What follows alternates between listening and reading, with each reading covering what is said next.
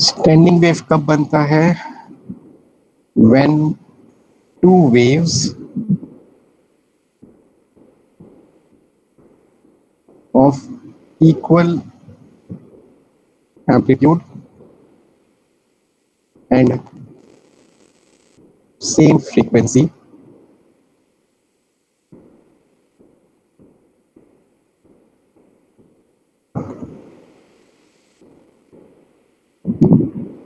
propagating in opposite direction superimpose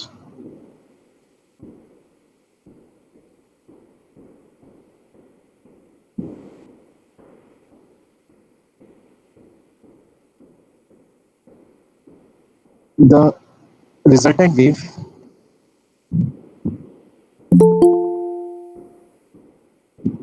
is called a standing wave.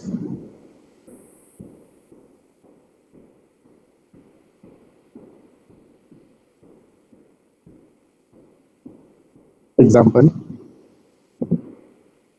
मान लो कि दो wave है, एक वेव है y1 is equal to a sine omega t minus k x और दूसरा वेव है y2 is equal to a sine omega t plus k x.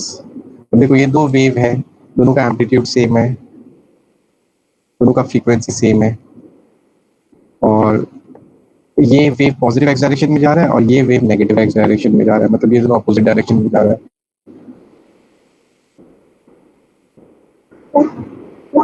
तो ये सुपर इम्पोज हो रहा है।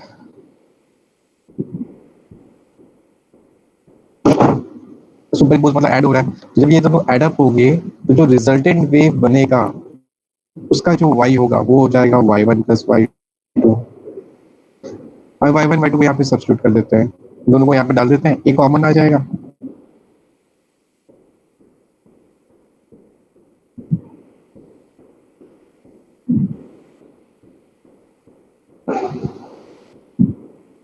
यहाँ पे sine c plus sine d लगा देते हैं। 2 sine c plus d by 2 cos c minus d by 2। ये जो हमारा रिजल्टेंट वेव है ना वो आ गया 2a कॉस के x into sine omega T. ये हमारा रिजल्टेंट वेव आ गया और इसको स्टैंडिंग वेव क्यों कहते हैं ये अभी हम लोग समझेंगे, पर इसको हम स्टैंडिंग वेव कहते हैं।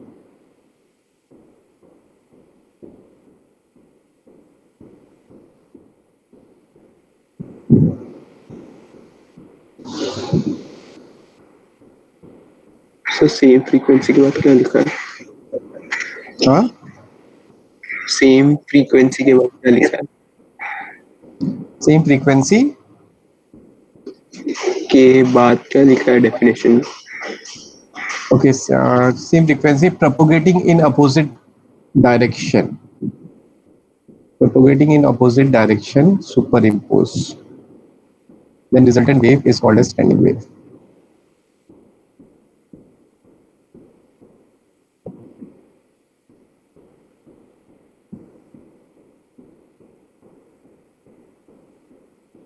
एक बार रिपीट करता हूं, जब दो वेव जिनका एम्पलीट्यूड सेम है, फ्रीक्वेंसी सेम है और वो अगर अपोजिट डायरेक्शन में ट्रेवल कर रहा है, वो जब सुपर इम्पोज होते हैं तो जो रिजल्टेंट वेव बनता है उसको हम स्टैंडिंग वेव कहते हैं। जैसे कि ये एग्जांपल, यहाँ पे ये दो वेव था, इनका एम्पलीट्यूड सेम है, ओमेगा सेम है, अपोजिट डायरेक्शन में ट्रेवल कर रहा है, इनको हमने सुपर इम्पोज कराया।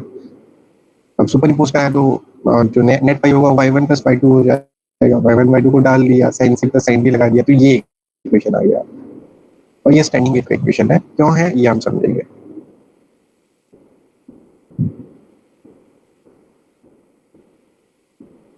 सिमिलरली ऐसा ही एग्जांपल,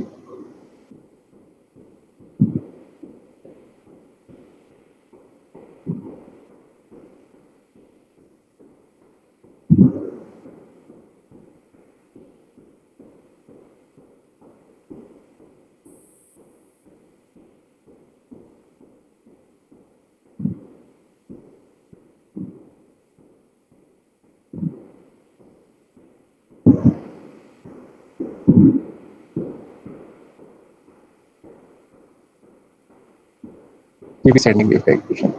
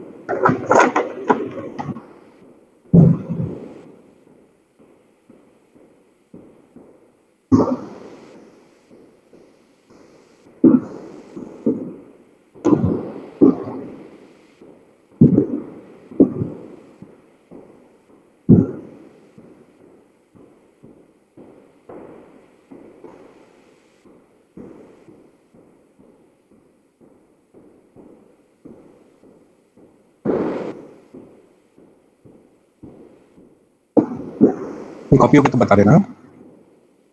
हाँ सर हो गया सर।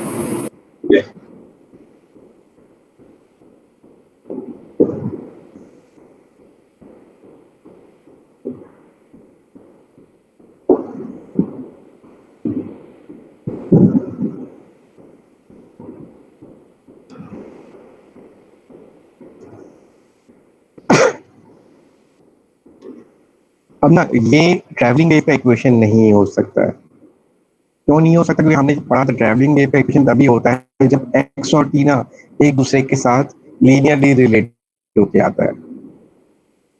तो यहाँ पे एक्स अलग से आ रहा है, टी अलग से आ रहा है, एक्स कॉस के अंदर है, टी साइन के अंदर है, तो वो तो ये ट्रैवलिंग वेव तो नहीं हो सकता। और इसको हम स्टैंडिंग वेव क्यों कहते हैं? स्टैंडिंग वेव का एक और नाम है स्टेशनरी वेव।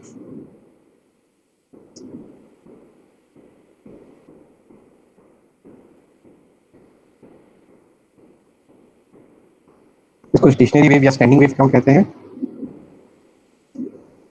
वो अभी हम समझेंगे।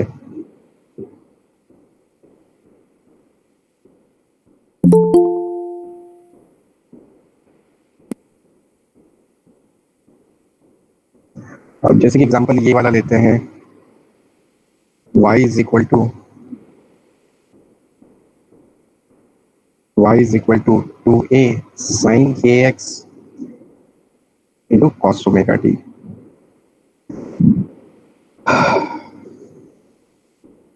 अब हम लोग एक स्ट्रिंग लेते हैं,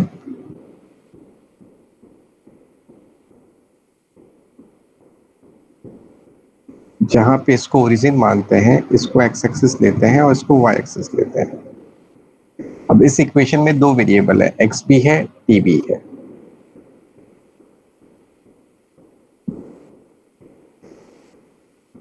अब मैं एक जनरल पॉइंट लेता हूं जो कि x is equal to x पे, मैं सिर्फ इस पॉइंट को देख रहा हूं। अब जब मैं सिर्फ इस पॉइंट को देख रहा हूं ना, तो यहां इस इक्वेशन में कौन वेरिएबल है? जब मैं सिर्फ इस पॉइंट को देख रहा हूं तो इस इक्वेशन में कौन वेरिएबल है? टाइम ही वेरिएबल सिर्फ टी वेरिएबल है। एक्स तो इससे फिक्स्ड हो गया ना, हम लोग इसको देख रहे हैं, मान लो इस एक्स का वैल्यू 2 है, यहाँ का एक्स पोजीशन 2 है, तो एक्स को हम 2 डाल देंगे, तो वो तो फिक्स्ड हो गया, इस पॉइंट के लिए 2 ही है। अब कौन वेरी कर रहा है? टाइम। तो अगर जब मैं इस पॉइंट को देख रहा हूँ तो एक्स कांस्टेंट जैसा हो गया। अब वेरिएबल कौन है? टी। तो ये किसका इक्वेशन है फिर? अगर मैं सिर्फ इस पॉइंट का देखूंगा तो ये इक्वेशन को देखेंगे, यहाँ पे एक्स तो कांस्टेंट, एक्स का कुछ वैल्यू डालेंगे तो साइन का कुछ वैल्यू आ जाएगा, ये सब कुछ वैल्यू होगा, तो ये कुछ नंबर होगा। 5 cos ओमेगा टी बेसिकली किस चीज का इक्वेशन है? एसएचएम का एसएचएम का इक्वेशन। तो जब मैं सिर्फ इस पार्टिकल को देखूंगा तो ये जो इक्वेशन है इसमें एक्स कांस्टेंट ऐसा है, ये पूरा टर्म कांस्टेंट है, उसका कुछ वैल्यू होगा। ये इक्वेशन किसकी तरह है? एसएचएम की तरह। किस पार्टिकल का एसएचएम है? इस पार्टिकल का एसएचएम। ये इक्वेशन इस पार्टिकल का एसएचएम का है। तो ये पार्टिकल जो एसएचएम कर रहा है उसका एम्पलीट्यूड कितना है?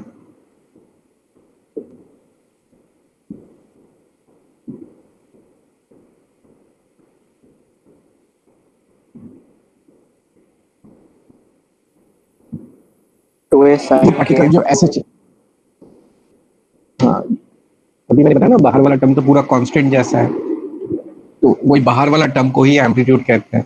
जैसे ये टर्म का वैल्यू 5 है, ये एसएचएम का इक्वेशन है, ये 5 इसका एम्पलीट्यूड है। तो ये वाला, ये पूरा जो टर्म है ये क्या है? इस पार्टिकल का एसएचएम का एम्पलीट्यूड।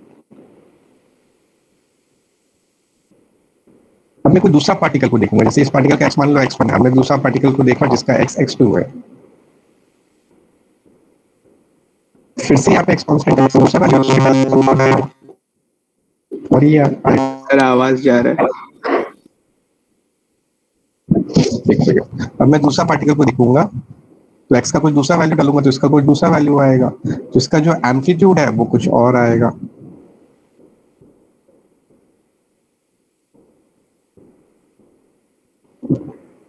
ठीक है, तो ये वाला का क्या होता है, तो यहाँ पे ना ये वाला जो x वाला टर्म होता है,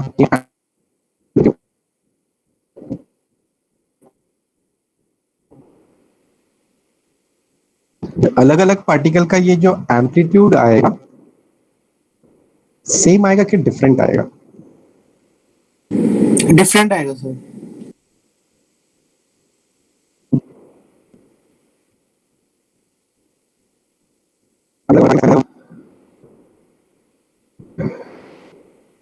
तो अलग अलग पार्टिकल का एम्पलीट्यूड डिफरेंट आएगा।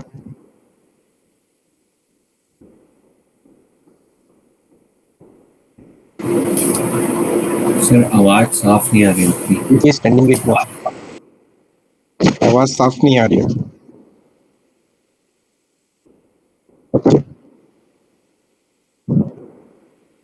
मैं क्लियर है? नहीं सर, बीच बीच में जा रही है, मतलब सुनाई नहीं दे रहा अच्छे से।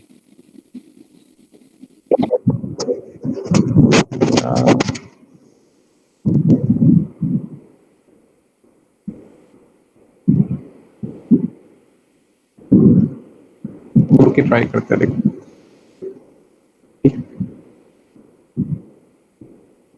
तो स्टैंडिंग वेव में क्या होता है कि अलग अलग पार्टिकल का एम्पलीट्यूड डिफरेंट होता है। ट्रैवलिंग वेव में ऐसा नहीं होता है, ट्रैवलिंग वेव में हर पार्टिकल का एम्पलीट्यूड सेम रहता है। स्टैंडिंग वेव में अलग अलग पार्टिकल का एम्पलीट्यूड अलग अलग होता है।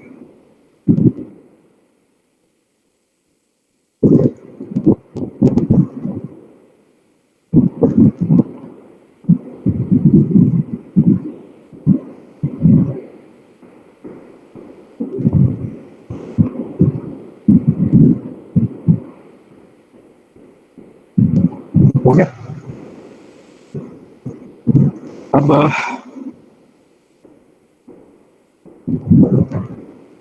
ये जो पॉइंट है ये रिजिड है, रिजिड ओपन हमने पढ़ लिया था। इस पॉइंट का जो x है वो 0 है, ये रिजिड है तो उसका y हमेशा कितना होना चाहिए?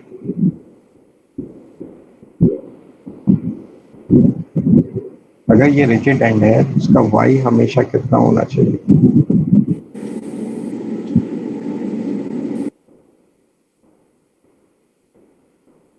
आवाज आ रही है?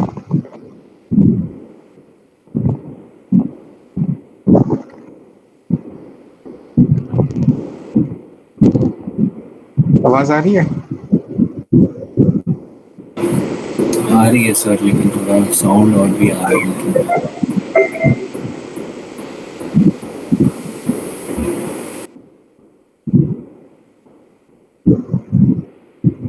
ये ओरिजिन है, यहाँ का एक 0 है, और क्योंकि ये रिजिड एंड है तो ये ऊपर नीचे मूव नहीं कर सकता, तो इसका y कितना होना चाहिए?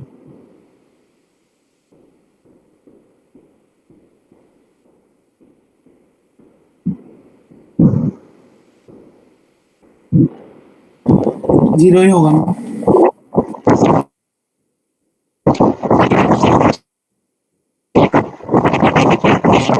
सर आवाज नहीं आ रही है। सर आपका आवाज फट रहा है। स्टार्टिंग इससे ज्यादा स्टार्टिंग में अच्छा रहता है, फिर बाद में पता नहीं धीरे धीरे फटने लगता है, फिर चला जाता है।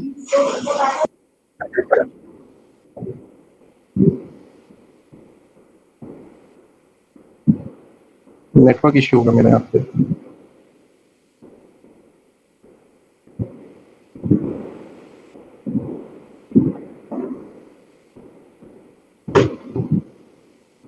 एक सेकंड में।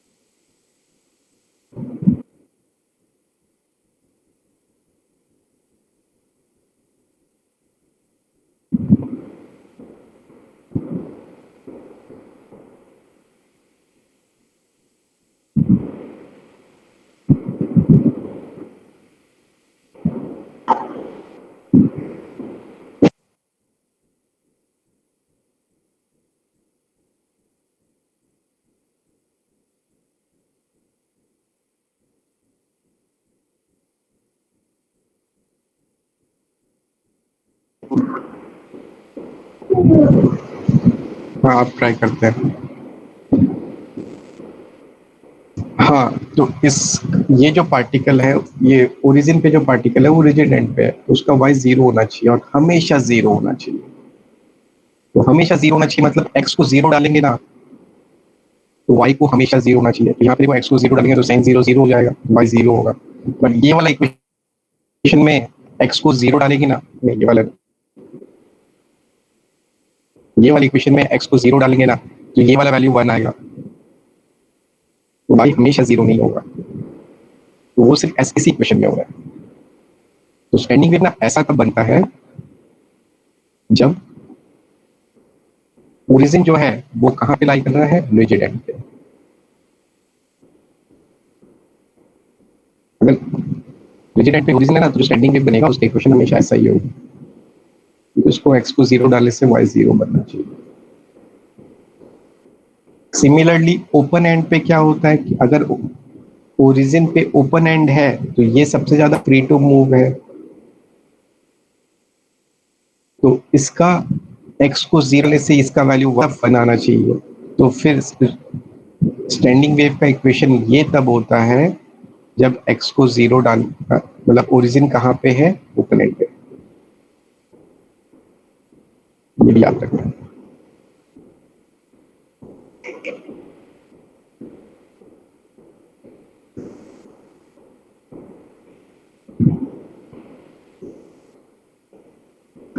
अगर ओरिजिन पे रिजिड एंड है तो ऐसा स्टैंडिंग वेव बनेगा, अगर ओरिजिन पे ओपन एंड है तो ऐसा स्टैंडिंग वेव बनता है।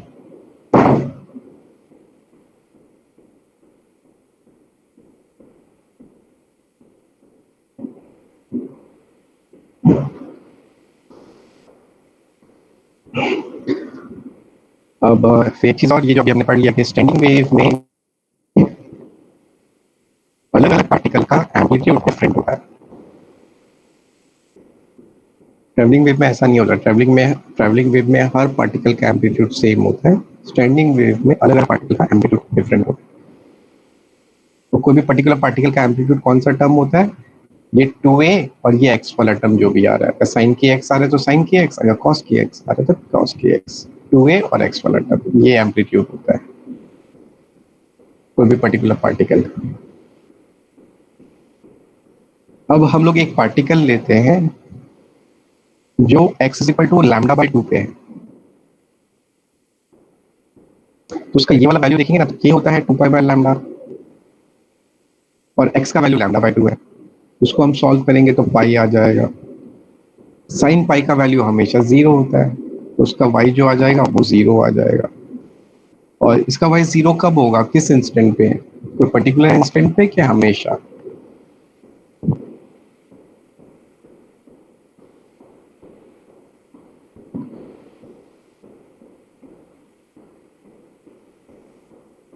इसका वॉइस जीरो कोई एक पर्टिकुलर इंस्टेंट पे है ये हमेशा?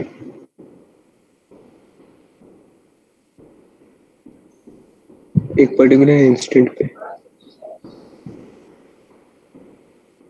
और कुछ आंसर?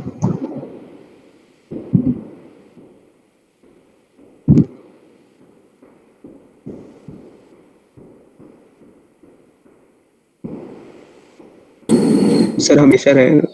हमेशा रहेगा।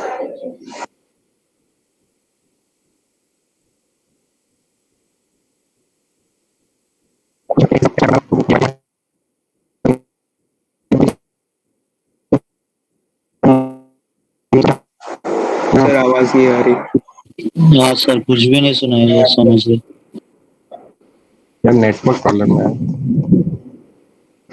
सर मीटिंग एंड करके एक बार वापस ज्वाइन करके दे। और एक सेकंड, मेरा स्क्रीन लाइट नहीं हो रहा है। स्क्रीन लैग नहीं हो रहा है सर, स्क्रीन सिर्फ लाइट आपका वॉइस। का ईयरफोन देखिए ना, चेक कर। मैं एक बार अपना माइक्रोफोन चेंज करके देखता हूँ, मीटिंग एंड भी करता हूँ। तुम लोग कुछ मत करो, मैं मीटिंग एंड करके वापस ज्वाइन करता हूँ, तो माइक्रोफोन भी चेंज करता हूँ, ठीक है?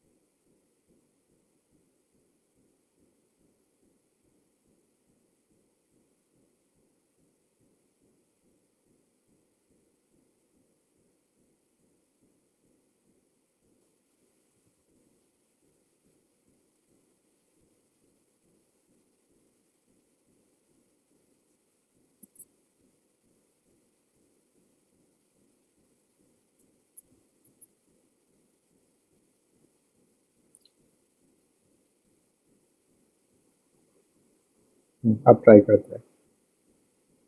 तो ये वाला जो पार्टिकल है जो x is equal to lambda by 2 पे है, इसका ना y 0 होगा और हमेशा 0 होगा।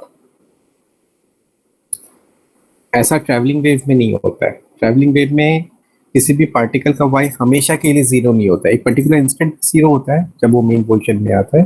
बट स्टैंडिंग वेव में क्या हो रहा है कि ये वाला पार्टिकल था मूव ही नहीं कर रहा है। तो ऐसा वाला पार्टिकल जिसका y हमेशा 0 होता है, जो मूव ही नहीं कर रहा है, उसको हम लोग कहते हैं नोड्स।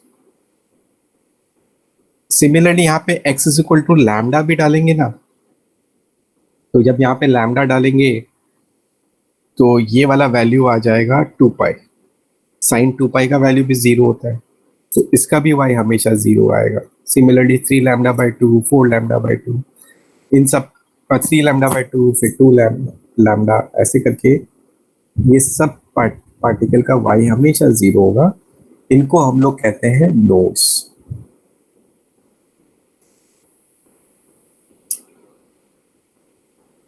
सिमिलरली अगर मैं x is equal to lambda by 4 डालूंगा,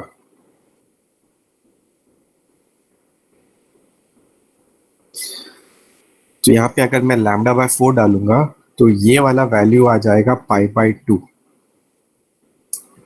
साइन पाई बाई 2 का वैल्यू 1 होता है। तो ये पार्टिकल जो SHM करेगा, इसका ये जो एम्पलीट्यूड होगा ये सबसे ज्यादा होगा, क्योंकि एम्पलीट्यूड ये पूरा टर्म को कहते हैं और ये वैल्यू 1 आ रहा है, मतलब इसका वैल्यू सबसे ज्यादा आ रहा है। ऐसे वाले पार्टिकल जिसका एम्पलीट्यूड सबसे ज्यादा होता है उसको हम लोग कहते हैं एंटी नोड्स।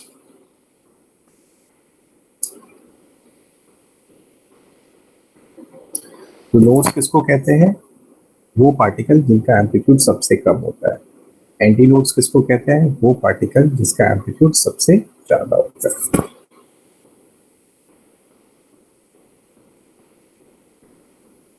ये सब पॉइंट्स याद रखना है। यहाँ पे 2a sin kx क्या है? अभी आवाज ठीक आ रही है? हाँ सर।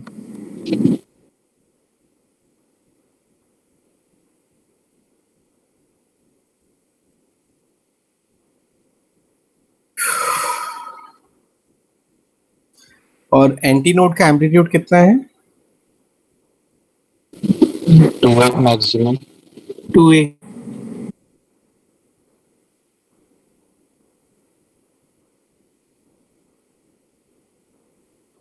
इसको बहुत बार एम्पलीट्यूड ऑफ SHM भी कह देते हैं, स्टैंडिंग वेव। वैसे ये एंटी नोड का एम्पलीट्यूड है, बट स्टैंडिंग वेव भी कह देते हैं।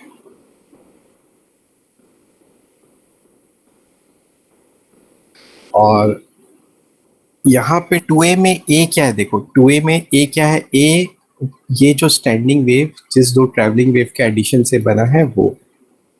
तो a क्या है? ये जो स्टैंडिंग वेव जिस दो ट्रैवलिंग वेव के एडिशन से बना है वो।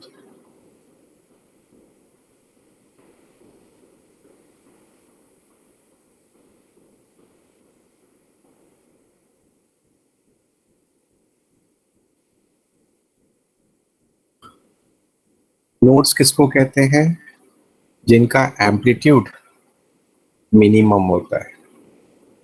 एंटी नोड्स किसको कहते हैं? जिनका एम्पलीट्यूड मैक्सिमम होता है।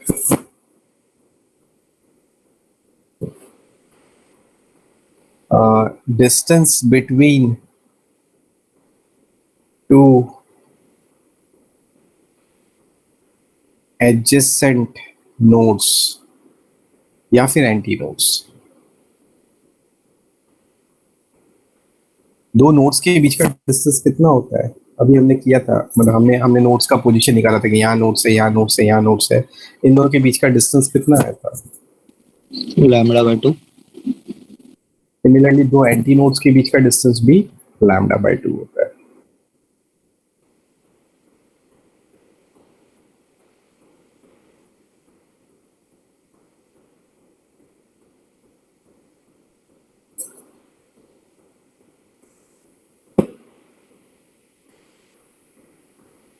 दो नोड के एग्जैक्टली बीच में एंटी नोड आता है, दो एंटी नोड के एग्जैक्टली बीच में एक नोड आता है।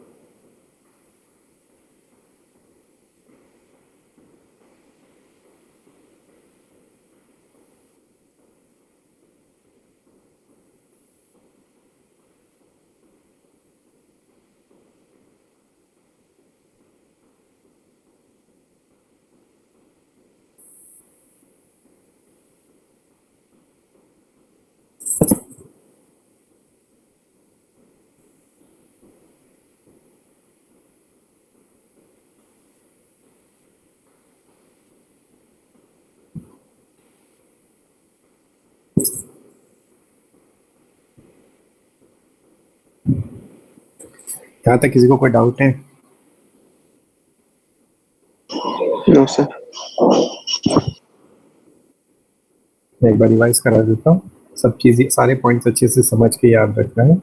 सबसे पहले स्टैंडिंग वेव कैसे बनता है। स्टैंडिंग वेव दो ट्रैवलिंग वेव के सुपरपोजिशन से बनता है। उसमें कंडीशन है कि दोनों ट्रैवलिंग वेव को अपोजिट डायरेक्शन में जाना चाहिए, उनका एम्पलीट्यूड सेम होना चाहिए, ओमेगा सेम होना चाहिए।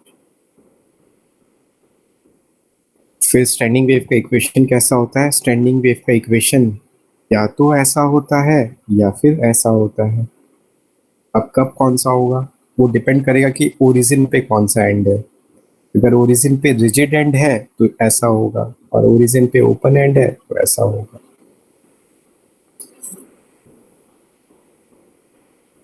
फिर ट्रैवलिंग वेव और स्टैंडिंग वेव में क्या डिफरेंस है। ट्रैवलिंग वेव में हर पार्टिकल का जो एम्पलीट्यूड होता है वो सेम होता है। स्टैंडिंग वेव में अलग अलग पार्टिकल का एम्पलीट्यूड अलग अलग होता है। कोई भी पार्टिकल का एम्पलीट्यूड कौन सा टर्म को कहते हैं, 2a, और ये x वाला टर्म, 2a और x वाला टर्म, ये कोई भी जनरल पार्टिकल का एम्पलीट्यूड होता है। फिर स्टैंडिंग वेव में कुछ कुछ ऐसे पार्टिकल्स होते हैं जो कि मूव ही नहीं करते हैं, जिनका एम्पलीट्यूड मिनिमम होता है। वो सारे पार्टिकल्स को हम लोग क्या कहते हैं, नोड्स। और कुछ ऐसे पार्टिकल होते हैं जो जिसका एम्पलीट्यूड सबसे ज्यादा होता है, उसको हम कहते हैं एंटी नोड्स। दो नोड्स के बीच का डिस्टेंस λ/2 होता है, दो एंटी नोड्स के बीच का डिस्टेंस भी λ/2 होता है। दो नोड के एग्जैक्टली बीच में एक एंटी नोड लाई करता है, दो एंटी नोड के एग्जैक्टली बीच में एक नोड लाई करता है। फिर ये कोई जनरल पार्टिकल जो x=x पे है उसका एम्पलीट्यूड है, ये एंटी नोड का एम्पलीट्यूड है, जिसको हम स्टैंडिंग वेव का एम्पलीट्यूड भी बोल देते हैं। और ये स्टैंडिंग वेव जिस ट्रैवलिंग वेव से बना था उसका एम्पलीट्यूड है।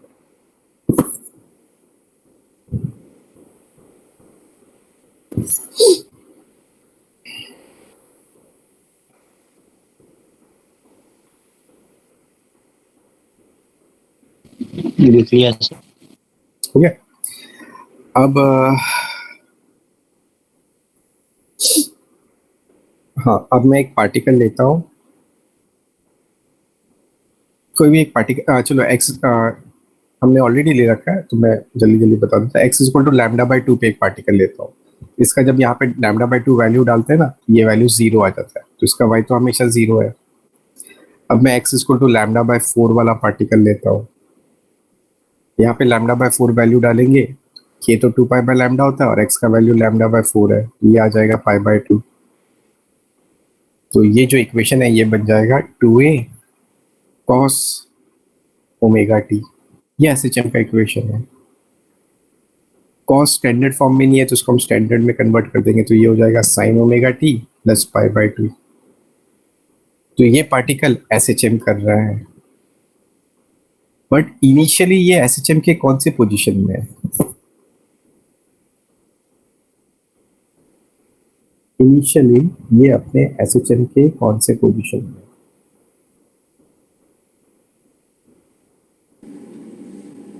एम्पलीट्यूड पे से एक्सट्रीम पोजीशन में, अपर एक्सट्रीम के लोअर एक्सट्रीम।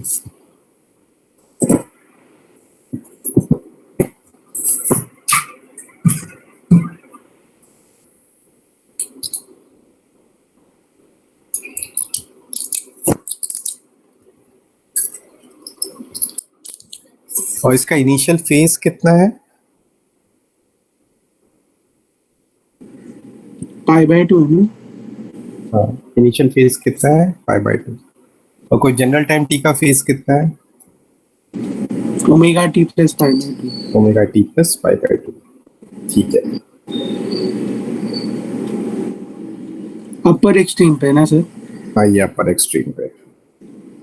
मैं एक दूसरा पार्टिकल लेता हूँ जो कि यहाँ कहीं है, x=λ/8 पे। चलो अब यहाँ पे x का वैल्यू λ/8 डालेंगे तो ये आएगा 2π/λ इंटू λ/8, तो ये आ जाएगा π/4। इसका मतलब इसका वैल्यू π/4 आ गया, तो ये 1/√2 हो जाएगा, तो ये हमारा आ जाएगा √2a cos omega t। cos omega t को लिख देंगे sin ओमेगा t प्लस π/2। तो ये पार्टिकल भी एसएचएम कर रहा है। ये अपने इनिशियली ये अपने कहाँ पे है? ये भी सर अपने एम्पलीट्यूड मतलब एक्सट्रीम पोजीशन पे। अपर एक्सट्रीम पे है। इसका भी इनिशियल फेज कितना है? π/2। और इसका भी कोई जनरल टाइम टी का फेज कितना है? π/2 omega t plus π/2। Omega t plus π/2। हाँ, तो एक पर्टिकुलर इंस्टेंट पे ये दोनों पार्टिकल का फेज डिफरेंट है कि सेम है? सेम है sir initial phase. Initial phase से सेम है कि कोई जनरल टाइम टी का फेज भी सेम है? जनरल टाइम टी का फेज है omega t plus phase same है सर किसी एक टाइम पे। तो ये दोनों पार्टिकल का फेज देखो सेम आया। और इनफैक्ट ये दोनों पार्टिकल का नहीं, सारे पार्टिकल का फेज सेम आएगा। तो ट्रैवलिंग वेव में ऐसा नहीं होता। ट्रैवलिंग वेव में ना फेज वो वाला टर्म होता है omega t minus k x plus 5। इस पूरे टर्म को हम फेज कहते हैं।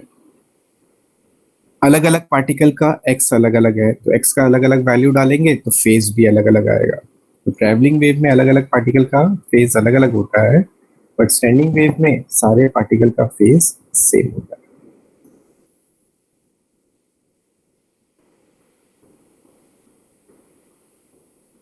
किसी को डाउट है?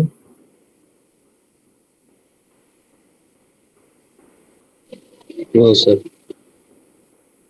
ये पॉइंट याद रखना, 2 पॉइंट याद रखना है। ट्रैवलिंग वेव में हर पार्टिकल का एम्पलीट्यूड सेम होता है, बट स्टैंडिंग वेव में अलग अलग पार्टिकल का एम्पलीट्यूड डिफरेंट होता है। तो ट्रैवलिंग वेव में अलग अलग पार्टिकल का फेज डिफरेंट होता है, बट स्टैंडिंग वेव में अलग अलग पार्टिकल का फेज सेम होता है। सर बोलो। सर वो कुछ पूछना था सर। मतलब हम लोग को एक बार बताया था कि मतलब एनर्जी ना स्टैंडिंग वेव में लॉक्ड होती है, तो तो करेंगे करेंगे करेंगे सब करेंगे। अभी जो पढ़ रहे हैं उसको ध्यान दें, ठीक है। नेक्स्ट, अब ना मैं यहाँ पे कोई पार्टिकल लेता हूँ। ये है x इज इक्वल टू λ/4। यहाँ पे कहीं पे एक पार्टिकल लेता हूँ। अब पहले तो मैं x को जब यहाँ पे λ/2 डालूंगा ना, तो ये आ जाएगा 2π/λ इंटू λ/2, मतलब ये पाई आ गया। अब मैं पार्टिकल यहाँ पे कहीं लूंगा ना, तो यहाँ का जो kx का वैल्यू है वो पाई से ज्यादा आएगा। तो साइन थीटा का वैल्यू पॉजिटिव आएगा कि नेगेटिव आएगा? नेगेटिव आएगा सर। नेगेटिव आएगा।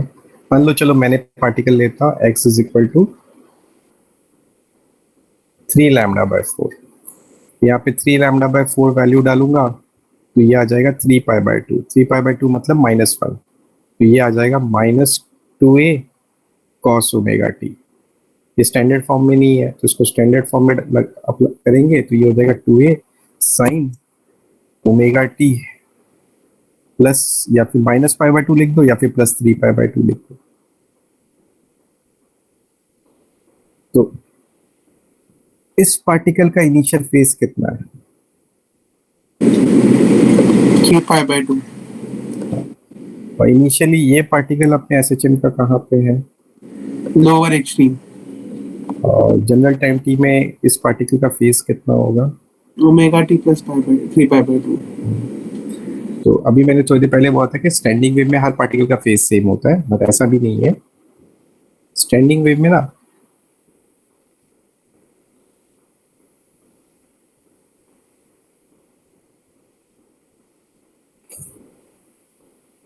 ये दोनों नोड्स के बीच में जितने भी पार्टिकल्स है ना, इन दोनों नोड्स के बीच में जितने भी पार्टिकल्स होगा उन सब का फेज सेम है।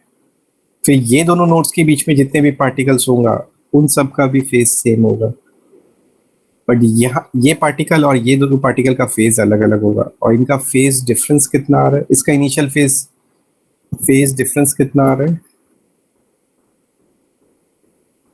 इसका देखो इनिशियल फेज आया था π/2, इसका इनिशियल फेज आ रहा है 3π/2। दोनों का फेज के बीच पाई का डिफरेंस आ रहा है। हाँ, तो दोनों का फेज के बीच में डिफरेंस कितना होता है? पाई का।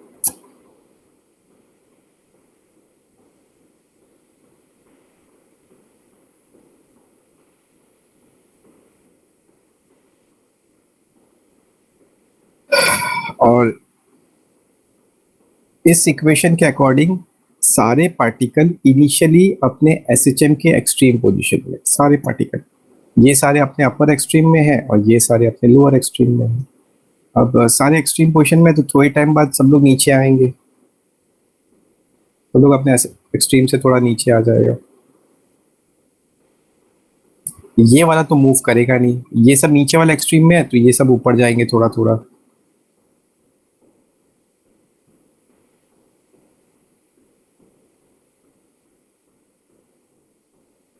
तो थोड़े टाइम बाद अगर मैं इस वेव को देखूंगा तो मुझे ऐसा दिखाई देगा, और थोड़े टाइम बाद देखेंगे तो ये और नीचे आ जाएगा, वो और ऊपर चला जाएगा, तो वेव ऐसा दिखाई देगा। और थोड़े टाइम बाद सब के सब मेन पोजीशन में आ जाएंगे और एक साथ आएंगे, और थोड़े टाइम बाद फिर ये नीचे की तरफ जाएगा, वो ऊपर की तरफ जाएगा, फिर ये और नीचे जाएगा, वो और ऊपर जाएगा, ये और नीचे जाएगा और वो और ऊपर जाएगा। स्टैंडिंग वेव हमें ऐसा दिखाई देगा। तो ये वेव हमें जब देखेंगे तो हमें कैसा लगेगा कि ये वेव राइट जा रहा है कि लेफ्ट जा रहा है कि यहीं पे रुका हुआ है?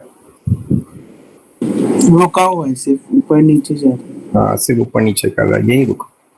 इसलिए इसको हम कहते हैं स्टेशनरी वेव या फिर स्टैंडिंग वेव, कि हमें ऐसा लगता है कि ये कहीं राइट लेफ्ट नहीं जा रहा है, यहीं रुका हुआ है। ट्रैवलिंग वेव हमें लिटरली राइट जाते हुए दिखता है, और स्टैंडिंग वेव यहीं रुका हुआ है। अब ये तो मैंने बहुत सारे इंस्टेंट का दिखा दिया, कोई पर्टिकुलर इंस्टेंट पे देखेंगे ना तो स्टैंडिंग वेव हमें ऐसा ही कुछ दिखाई देगा, और पर्टिकुलर इंस्टेंट में ट्रैवलिंग वेव भी ऐसा ही दिखाई देता है। तो फिगर में डिफ्रेंशिएट करने के लिए कि कौन सा ट्रैवलिंग वेव है, कौन सा स्टैंडिंग वेव है, स्टैंडिंग वेव को हम लोग थोड़ा सा अलग तरीके से रिप्रेजेंट करते हैं। स्टैंडिंग वेव का ना हम लोग दोनों एक्सट्रीम पोजीशन दिखा देते हैं, अपर एक्सट्रीम भी और लोअर एक्सट्रीम भी। स्टैंडिंग वेव को हम लोग ऐसे रिप्रेजेंट करते हैं, तो हमें सब ऐसा फिगर देख के समझ में आता है कि ये स्टैंडिंग वेव बना है, और ये इसका अपर एक्सट्रीम है, ये इसका लोअर एक्सट्रीम। इसमें ये सारे पार्टिकल्स को या फिर पॉइंट्स को क्या नाम देते हैं? नोड्स। नोड्स। और ये सारे पॉइंट्स को क्या नाम देते हैं? Anti nodes. और ये लूप में जितने भी पार्टिकल लाई कर रहे हैं इन सब का फेस क्या होता है? डिफरेंट की सेम? सेम होता है सर। सिमिलरली इस लूप में जितने भी पार्टिकल लाई कर रहे हैं इन सब का भी फेज सेम सेम होता है। बट ये दोनों जो लूप में अलग, ये दोनों लूप में जो पार्टिकल लाई करेंगे इसका फेज और इसका फेज के बीच में डिफरेंस कितना होगा? पाई का डिफरेंस होगा। ये सारे पॉइंट्स याद रखना पड़ेगा।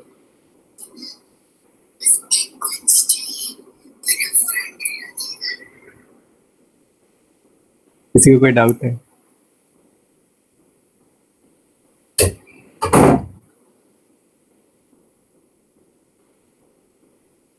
बहुत सारा इसमें प्रॉपर्टीज है स्टैंडिंग वेव का, सब समझ के याद रखना पड़ेगा।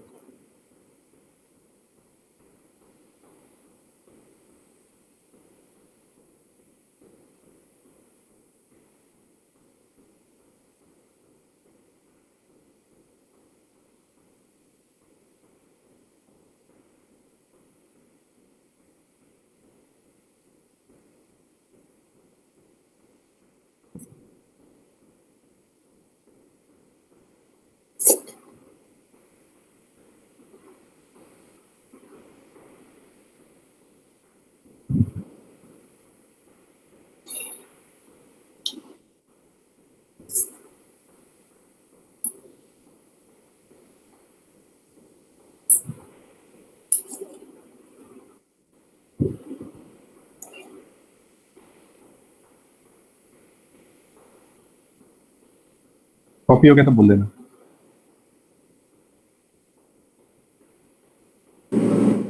सर ये जो आपने दो दो लूप बनाया वो बस मतलब रिप्रेजेंटेशन के लिए ही है ना? हाँ, रिप्रेजेंटेशन के लिए कि ये स्टैंडिंग वेव है, और ये एक्सट्रीम पोजीशन दिखा रखा है, एक अपर एक्सट्रीम और एक लोअर एक्सट्रीम।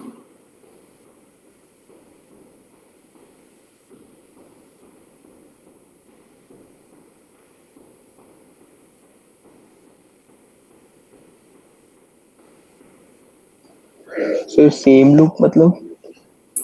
इसको हम लोग लूप कहते हैं, मतलब स्टैंडिंग वेव में ये पूरा चीज को लूप कहते हैं।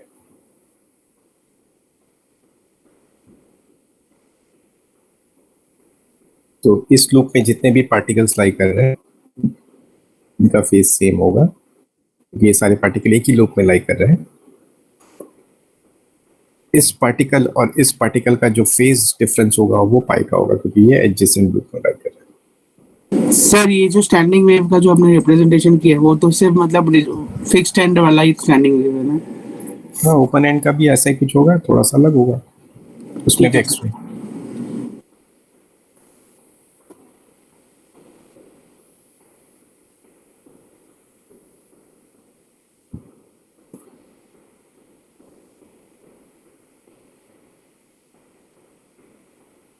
ओपन एंड पे बस यहाँ पे हम लोग 0 से स्टार्ट नहीं करेंगे, मैक्सिमम से स्टार्ट करेंगे।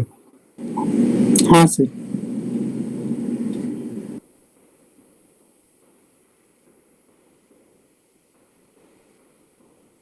और किसी को कुछ पूछना है? बहुत कुछ है, सब याद रखना पड़ेगा, वो भी समझ के। तो कहीं भी कोई डाउट है पूछ लो। सर ट्रैवलिंग वेव और स्टैंडिंग वेव में फेज का क्या रहता है? फेज का क्या रहता है समझ में नहीं आया, क्या पूछना चाह रहे हो? ट्रैवलिंग वेव में इस वाले टर्म को फेज कहते हैं हम। अलग मतलब सर सबका हर पार्टिकल का सेम रहता है कि डिफरेंट रहता है ट्रैवलिंग वेव या स्टैंडिंग वेव में? वही तो अभी पढ़ा है मैंने। ट्रैवलिंग वेव में फेज ये पूरा टर्म को कहते हैं। अलग अलग पार्टिकल का एक्स अलग अलग है, तो एक्स का अलग अलग वैल्यू डालेंगे तो फेज का अलग अलग वैल्यू आएगा। तो ट्रैवलिंग वेव में एक पर्टिकुलर इंस्टेंट पे अलग अलग पार्टिकल का फेज डिफरेंट होता है।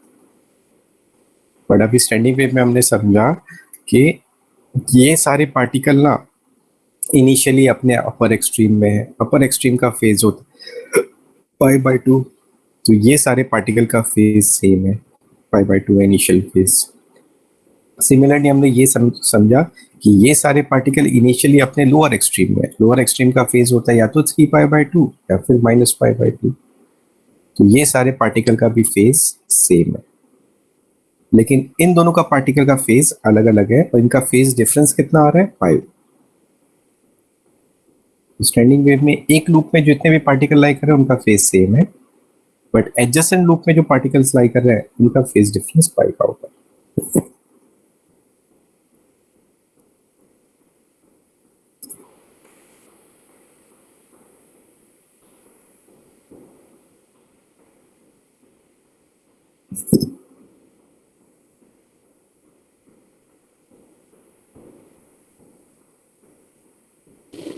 हो गया सर।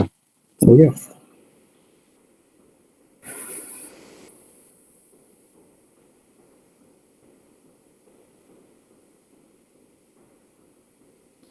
मैंने तुम लोगों को ट्रैवलिंग वेव का एनर्जी कम कराया था क्या? वो बहुत गंदा सा फॉर्मूला था, फिर गंदा सा टर्म था। हाँ सर किया था। वो स्टैंडिंग वेव में भी ऐसा ही होता है। एक सेकेंड।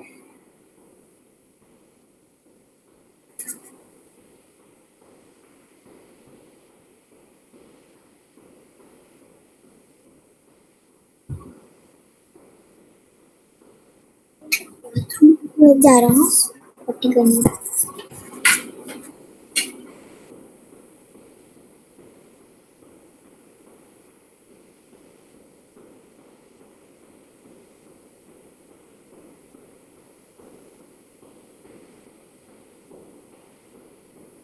एक सेकेंड है।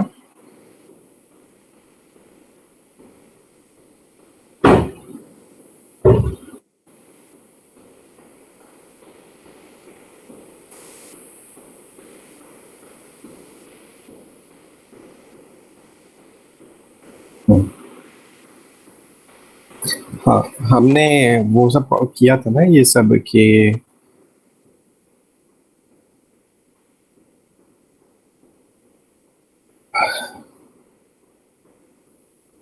ये, हाँ ये सब ये डिराइव किया था ना। हाँ सर किया था मैं। तो ये स्टैंडिंग वेव और ट्रैवलिंग वेव दोनों के लिए वैलिड है, मैंने ऐसे पढ़ाया था। अब इसमें अगर मतलब स्टैंडिंग वेव का इक्वेशन तो हमें पता ही है, उसमें अगर मैं del y by del t और del y by del x निकाल के यहाँ पे सब्स्टिट्यूट करूंगा तो डेल ये बनेगा पावर और पोटेंशियल एनर्जी का टर्म।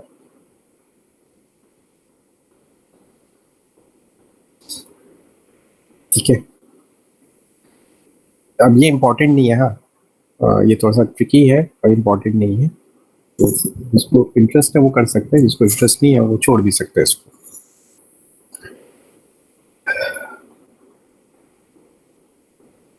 तो t इज इक्वल टू 0 पे इसका वैल्यू कितना आएगा? 1 आएगा। इसका वैल्यू 1 है, मतलब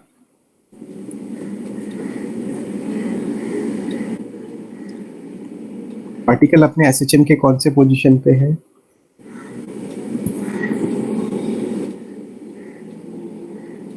एक्सट्रीम पे। हाँ, तो ओमेगा टी का वैल्यू t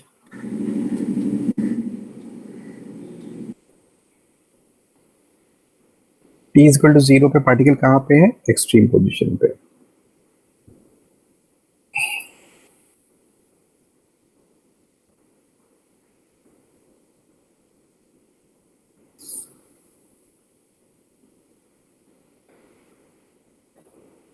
ये जो एंटीनोड वाला पार्टिकल है इसका x कितना है? लैम्डा बाय 4 है। x को हम लोग यहाँ पे लैम्डा बाय 4 डाल देते हैं, तो k है 2 पाई बाय लैम्डा और x है लैम्डा बाय 4। ये हमारा वैल्यू आ रहा है पाई बाय 2, मतलब kx का वैल्यू कितना आ रहा है? Pi by 2।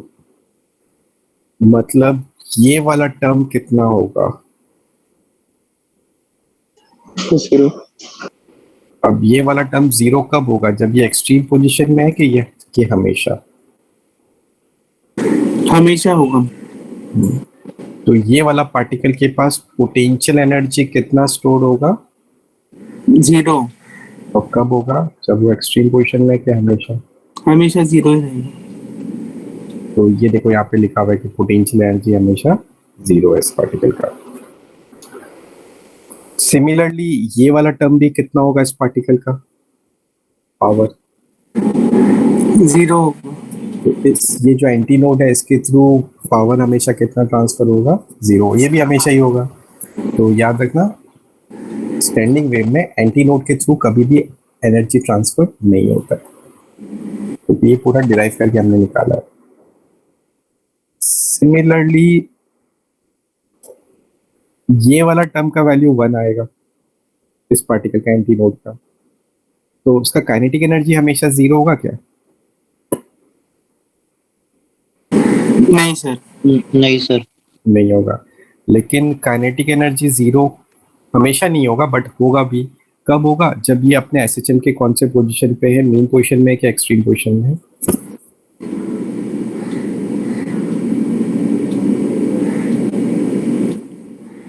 पार्टिकल एसएचएम में कब रुका हुआ रहता है? जब वो मीन पोजीशन में होता है कि एक्सट्रीम पोजीशन में होता है?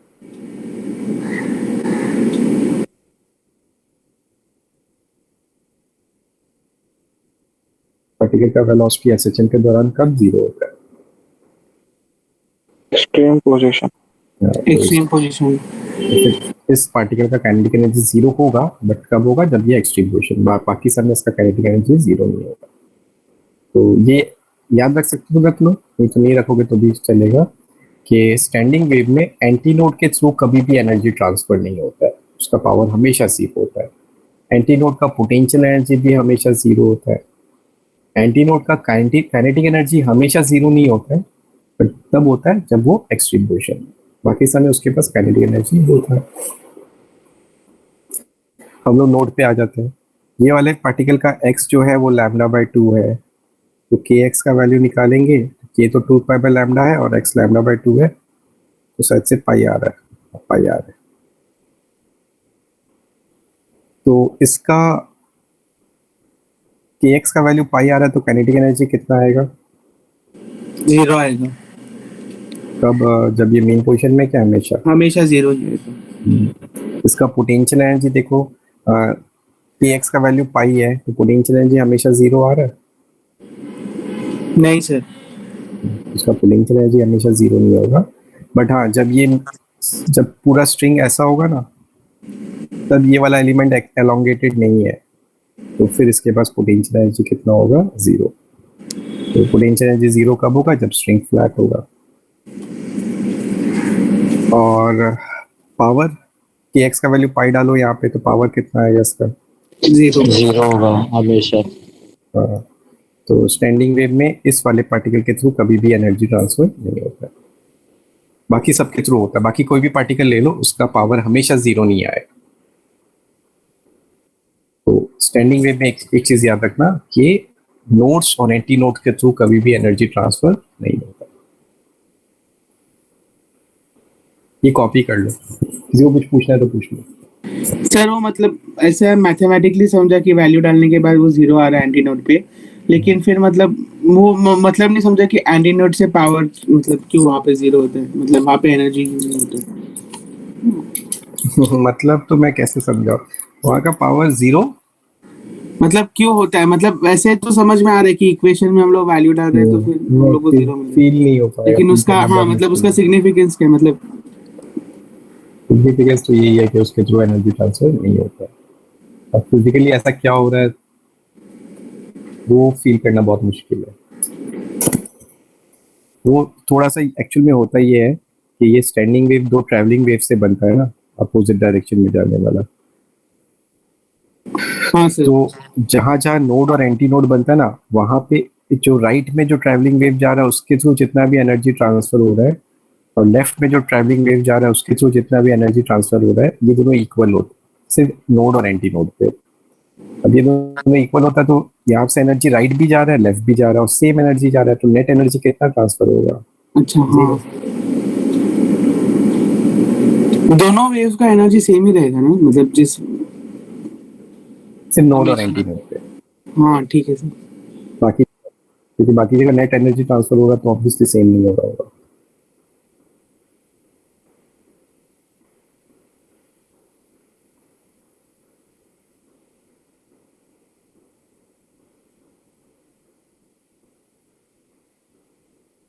ये इंपॉर्टेंट नहीं है, जिसको याद रखने का मन है याद रख लेना, जिसको नहीं करने का मन है मत करना।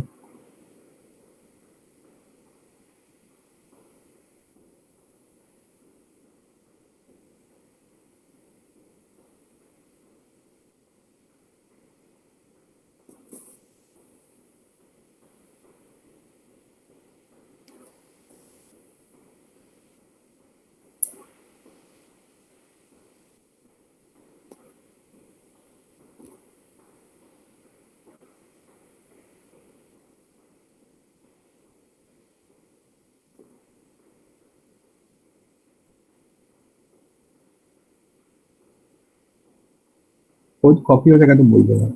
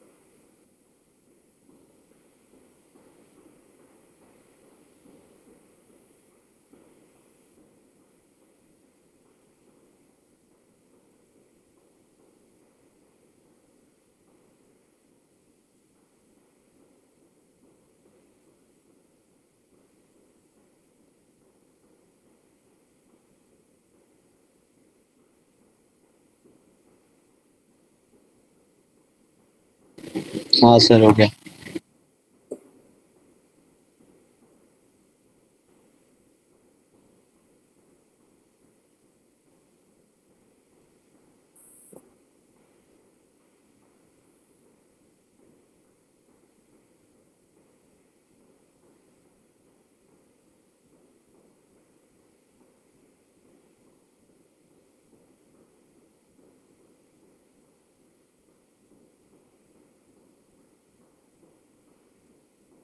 ये साइन ओमेगा टी है, हाँ ये साइन है।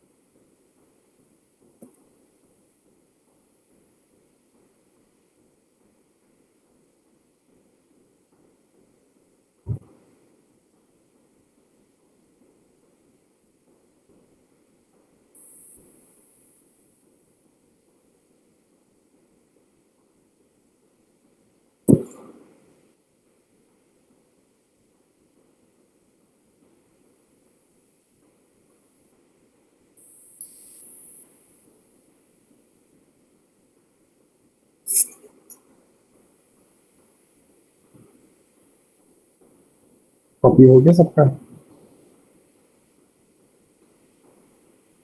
हाँ सर।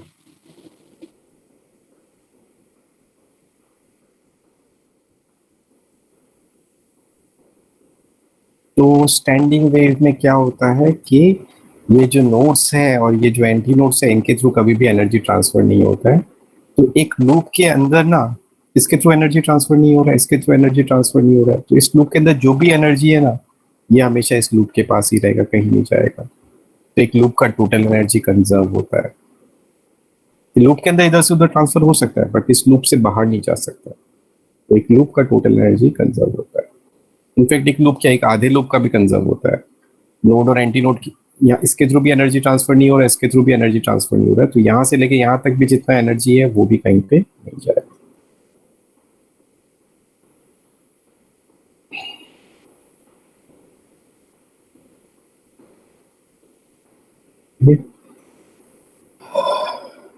अब नेक्स्ट है वाइब्रेशन ऑफ स्ट्रिंग।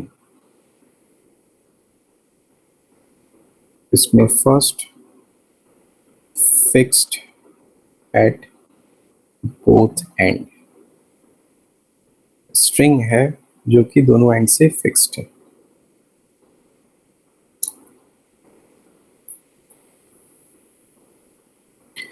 इसको हम लोग ओरिजिन मान लेते हैं, इसको एक्स एक्सिस मान लेते हैं, इसको वाई एक्सिस मान लेते हैं। अब मैं अगर एक ट्यूनिंग फॉक से इसको ऑसिलेट कराऊंगा स्ट्रिंग को, तो स्ट्रिंग में ट्रैवलिंग वेव जनरेट होगा। ये जो ट्रैवलिंग वेव है ये आगे जाके इस रिजिड एंड से रिफ्लेक्ट होगा। अब ये जो जो ट्रैवलिंग वेव है ये अपोजिट डायरेक्शन में जा रहे हैं, इनका एम्पलीट्यूड भी सेम होगा, इसका फ्रीक्वेंसी भी सेम होगा, तो ये दोनों मिलके स्टैंडिंग वेव बनाएंगे। तो स्ट्रिंग में स्टैंडिंग वेव बनेगा।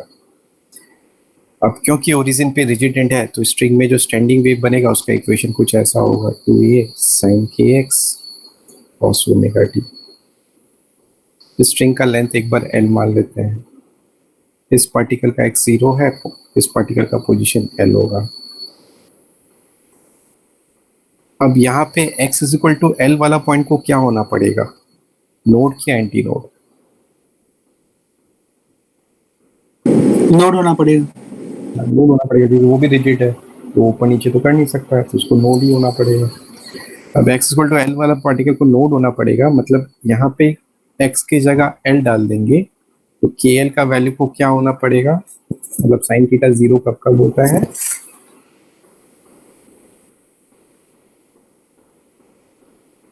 n पाई। और kl का वैल्यू को n पाई होना पड़ेगा।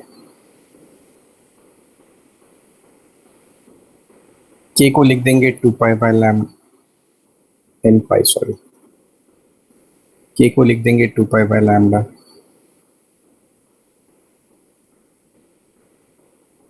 यहां से हम लोग लैम्डा निकाल लेंगे।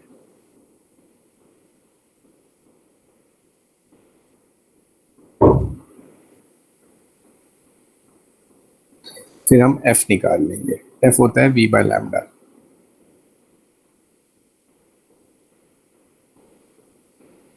तो ये आ जाएगा फ्रीक्वेंसी। किसका फ्रीक्वेंसी आएगा, वो फ्रीक्वेंसी जिसका यहाँ पे स्टैंडिंग वेव बनेगा। पर यहाँ पे n कुछ भी हो सकता है, 1 2 3 4। तो सिर्फ एक पर्टिकुलर फ्रीक्वेंसी का स्टैंडिंग वेव बन सकता है कि बहुत सारे फ्रीक्वेंसी का स्टैंडिंग वेव बन सकता है स्ट्रिंग में? बहुत सारी फ्रीक्वेंसी का बन सकता है। बट वो जो बहुत सारे हैं वो कंटिन्यूअस है कि डिस्क्रीट है?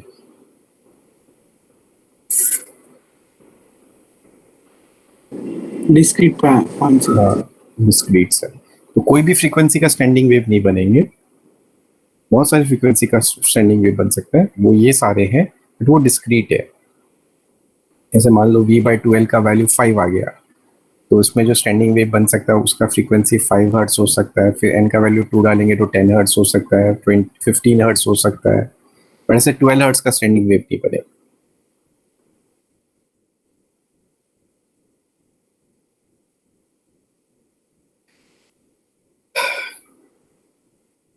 उसमें स्टैंडिंग वेव बन सकता है बहुत सारी फ्रीक्वेंसी का, बट वो डिस्क्रीट फ्रीक्वेंसी है, ऐसे कुछ भी फ्रीक्वेंसी का नहीं बन सकता।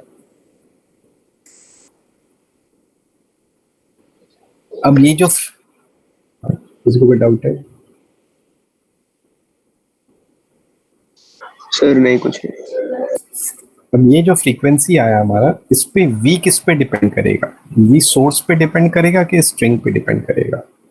वेव का वेलोसिटी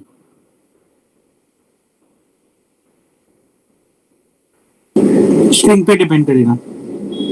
एल पे किस पे डिपेंड कर रहा है? सोर्स पे कि स्ट्रिंग पे?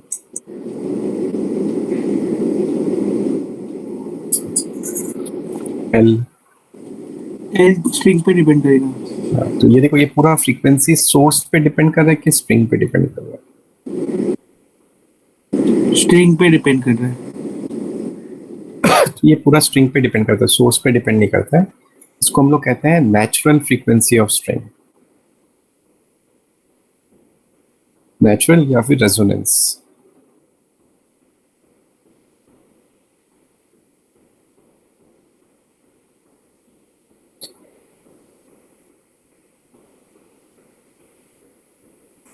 नेचुरल फ्रीक्वेंसी ऑफ स्ट्रिंग, ये पूरा स्ट्रिंग पे डिपेंड करता है, ये स्ट्रिंग के नेचुरल फ्रीक्वेंसीज है। सर सर लेकिन फ्रीक्वेंसी तो मतलब सोर्स से, मतलब सोर्स की प्रॉपर्टी होती है, मतलब सोर्स से जनरेट होता है ना। हाँ, फ्रीक्वेंसी सोर्स पे डिपेंड करता है, बट ये वाला जो फ्रीक्वेंसी है ना, स्ट्रिंग पे डिपेंड करता है। मतलब अगर सोर्स का फ्रीक्वेंसी इनमें से कोई भी एक होगा ना, तो इसमें स्टैंडिंग वेव बनेगा प्रॉपर। अच्छा हाँ ठीक है, समझ।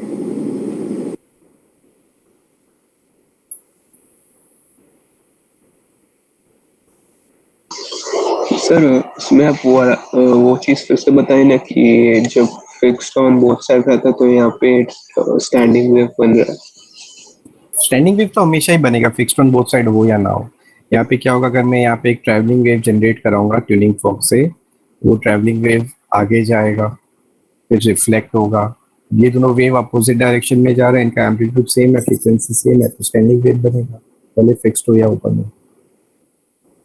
और ऐसे कंटिन्यूअसली रिफ्लेक्ट होते रहेगा, तो वो एड अप होकर स्टैंडिंग वेव बनेगा ही बनेगा। मतलब ये सर कि अगर हम लोग वेलोसिटी और लेंथ को अगर स्ट्रिंग के चेंज करें, हाँ तो फिर मतलब वो स्टैंडिंग वेव का जो फ्रीक्वेंसी है स्पेसिफिक वो चेंज होगा ना। हाँ, लेकिन जो फ्रीक्वेंसी हम लोग लेते हैं हमेशा, वो तो मतलब सोर्स से जनरेट होता है ना, तो वो हाँ, तो उसको सिर्फ सोर्स अफेक्ट करेगा।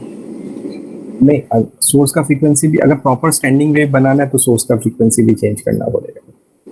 हाँ मतलब सोर्स का फ्रीक्वेंसी इस फ्रीक्वेंसी के बराबर होना पड़ेगा ना। हाँ, तब स्टैंडिंग वेव बनेगा प्रॉपर।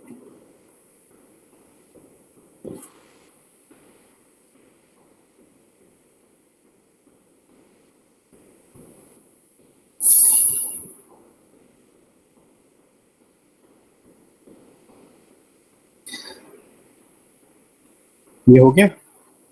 अब इसका हम लोग डिटेल में पढ़ेंगे। सबसे पहले हम लोग पढ़ेंगे फंडामेंटल मोड। फंडामेंटल मोड का मतलब होता है इस स्ट्रिंग में लोएस्ट फ्रीक्वेंसी का स्टैंडिंग वेव बन रहा है। और लोएस्ट फ्रीक्वेंसी का स्टैंडिंग वेव बन रहा है मतलब यहाँ पे लोएस्ट नंबर ऑफ लूप्स आ रहे हैं। अब लोएस्ट नंबर ऑफ लूप क्या आ सकते हैं? इसको तो हमेशा नोड होना पड़ेगा, इसको भी हमेशा नोड होना पड़ेगा, तो इसमें मिनिमम नंबर ऑफ लूप्स कितने आ सकते हैं? एक ही आ सकते हैं ना मिनिमम। मिनिमम लूप्स एक ही आ सकता है, इसको हम कहते हैं फंडामेंटल।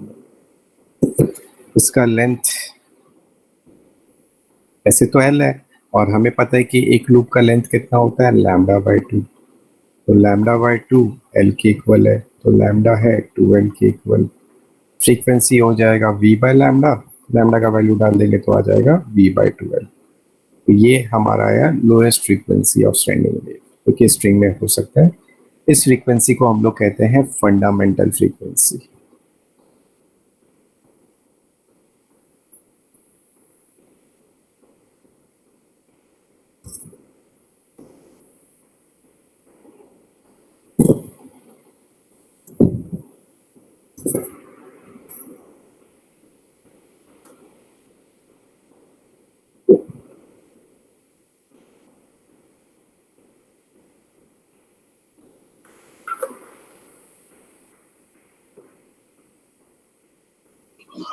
सर आपने स्टार्टिंग में क्या बताया, उसे रिपीट करिए ना। फंडामेंटल मोड का मतलब होता है lowest frequency of standing wave जो कि स्ट्रिंग में बन सकता है। फ्रीक्वेंसी लोएस्ट होगा तो लूप स्पीड मिनिमम होगा। लेफ्ट हैंड भी लोड है, राइट हैंड भी लोड है, मिनिमम नंबर ऑफ लूप्स यहाँ पे कितने आ सकते हैं? एक ही आ सकता है। ये फंडामेंटल।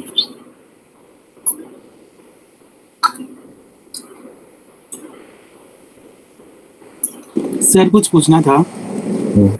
सर वो आपने मतलब बोला कि वो नेचुरल फ्रीक्वेंसी और रेजोनेंस फ्रीक्वेंसी भी है, तो रेजोनेंस मतलब फ्रीक्वेंसी सेम हो गया ना अगर किसी हाँ। सोर्स का फ्रीक्वेंसी अगर इतना इनमें से कोई एक होगा तो उसको रेजोनेंस कहेंगे। मतलब रेजोनेंस का मतलब ये नहीं है ना कि मतलब स्टैंडिंग वेव हमेशा बनेगा। अगर दो स्ट्रिंग में रेजोनेंस है तो उनका सिर्फ फ्रीक्वेंसी हम लोग सेम करेंगे ना। तो स्टैंडिंग वेव भी तो बनेगा क्योंकि ये सारे फ्रीक्वेंसी में स्टैंडिंग वेव बन रहा है प्रॉपर। सोर्स का फ्रीक्वेंसी भी अगर ये सारे फ्रीक्वेंसी हो गए। हाँ मतलब इस केस में, लेकिन अगर इन जनरल अगर क्वेश्चन में जब रेजोनेंस दिया रहेगा तो फिर हम लोग मतलब यही समझेंगे ना कि फ्रीक्वेंसी सेम है। हाँ।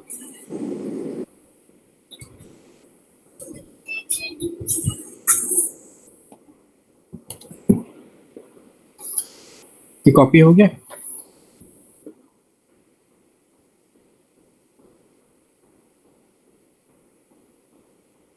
हाँ सर।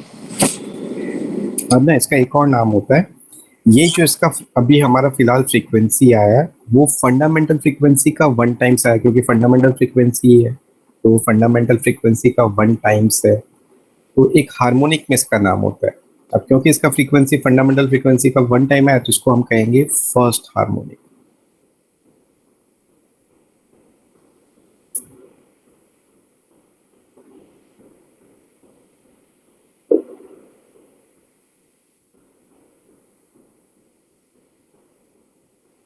अब फंडामेंटल से एक ज्यादा वाला जो फ्रीक्वेंसी है एक स्टेप ऊपर उसको हम लोग कहते हैं फर्स्ट ओवरटोन।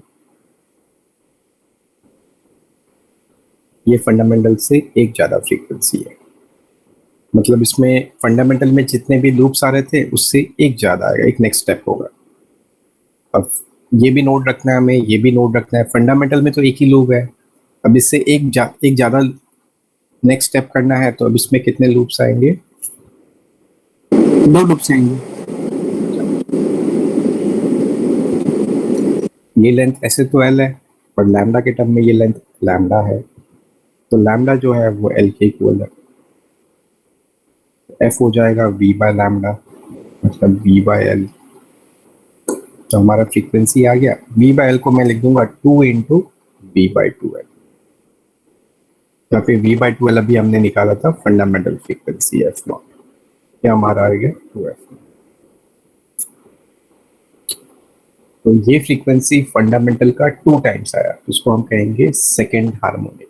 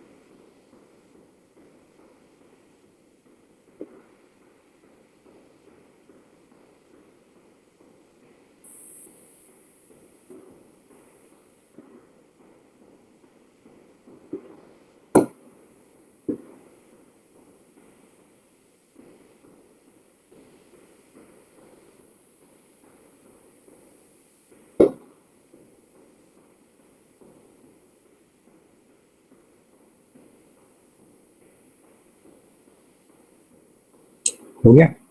जिसका ये फर्स्ट ओवरटोन हो गया वो फिर सेकेंड ओवरटोन करना। सेकेंड ओवरटोन में कितने लूप्स आएंगे? 3 लूप्स आएंगे।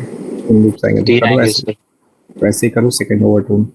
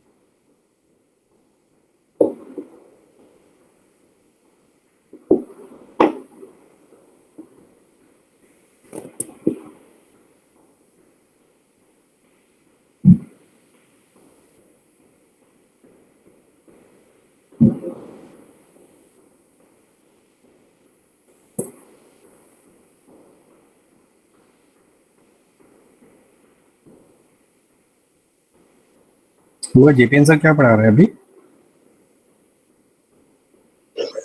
कैपेसिटर्स चालू होगा, करंट इलेक्ट्रिसिटी खत्म होगी। ओके।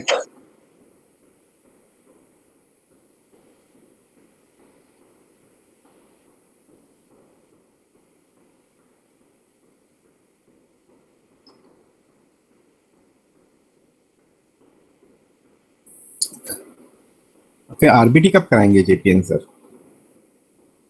पहले सर हम लोग ने करंट वाले टॉपिक्स खत्म करने को बोला था। ओके।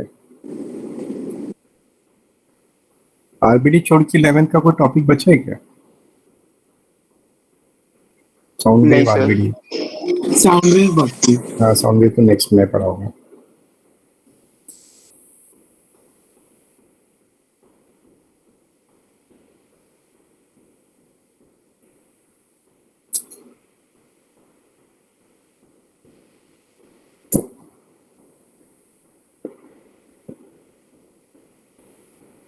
ये हो गया?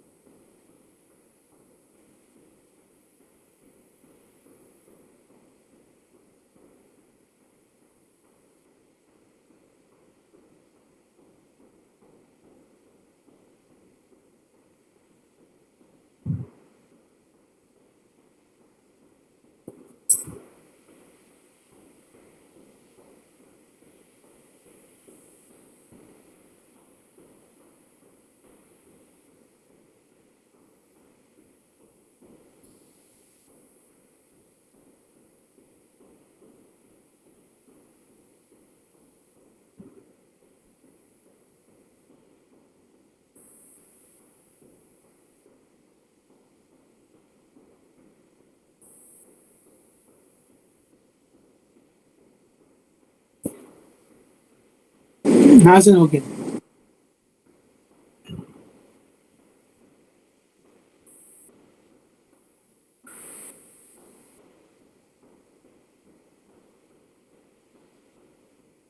देखो फंडामेंटल मोड में एक लूप आया, फर्स्ट ओवरटोन में 2 लूप आया, सेकंड ओवरटोन में 3 लूप आया, nth ओवरटोन में कितने लूप्स आएंगे? 10 लूप्स। फंडामेंटल में 1 आया, फर्स्ट में 2 आया, सेकंड में 3 आया, तो nth ओवरटोन में n-1। n-1 loops. अरे हद गया तुम लोग। फर्स्ट ओवरटोन में कितने लूप आए? 2। सेकंड ओवरटोन में कितने लूप आया? 3। तो nth ओवरटोन में कितने आएंगे? n+1।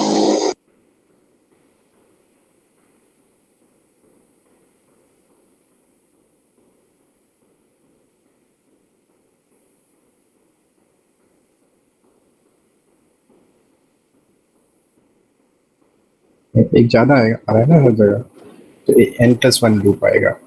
और एक लूप का लेंथ λ/2 होता है, तो n+1 लूप है तो टोटल लेंथ कितना हो जाएगा? n+1 λ/2।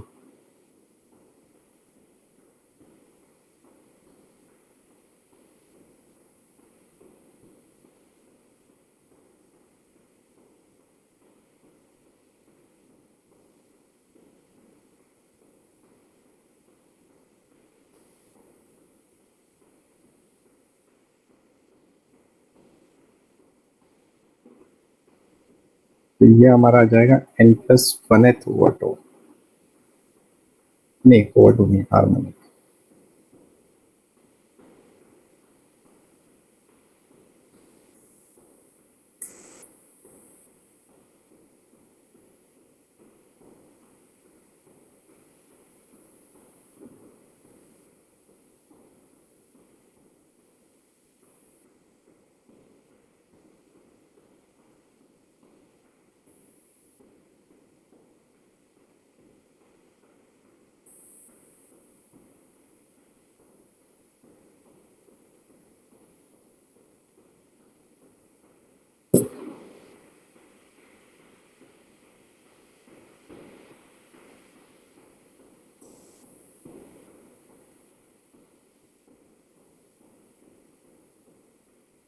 हो गया कॉपी? हाँ सर।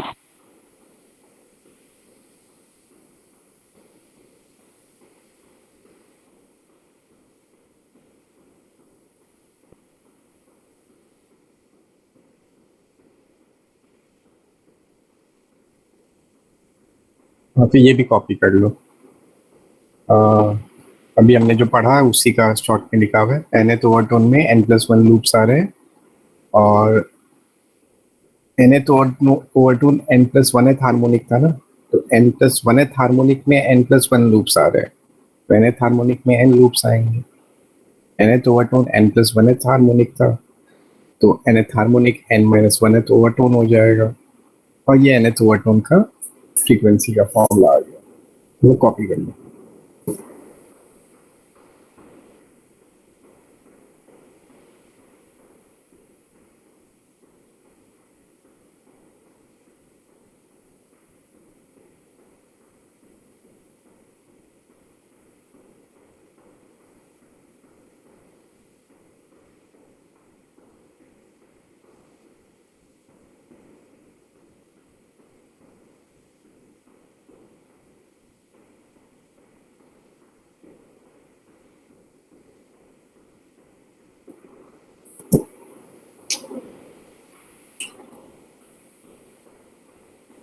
एक छोटा सा टॉपिक बचा है, string free at one and, वो हम लोग नेक्स्ट क्लास में कर लेंगे।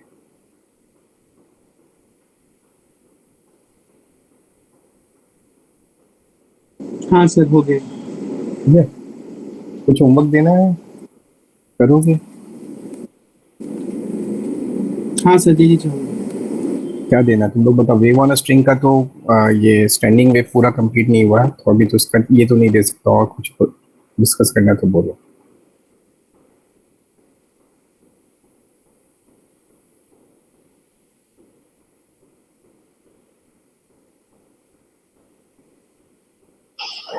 सर ऐसे